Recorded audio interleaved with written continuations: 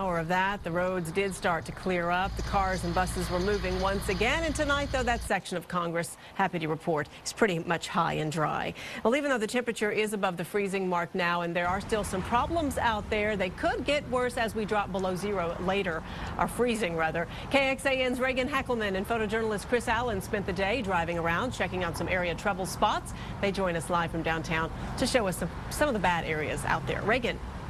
Well, hey there, Leslie. There are still some bad areas out there. This thing is an infrared thermometer. Basically, it shoots a laser at a surface, and it tells you how warm or how cold it is. And right now, this area is about 30 degrees. It has been hit by the sun most of the day. That's why there's no ice here. But if you walk just a few feet over here, it is now about 19 degrees, and as you can still see, there is still plenty of snow and ice right here. Just a few feet made a big difference out here. Now, earlier this morning, the streets of downtown Austin were tough to get around. APD closed off a few streets.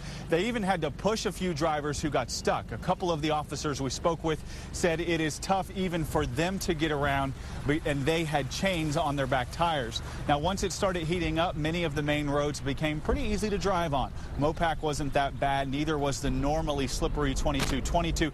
However, on our way back to the station, which is close to downtown, we came across this wreck at 2222. The teen driver suffered only minor injuries to his hand. One witness we talked to said he saw the car fly through the air. He said it looked basically like a Hollywood stunt. Now, one Travis County Sheriff's officer we spoke with said he is worried that we could see a repeat of everything tonight.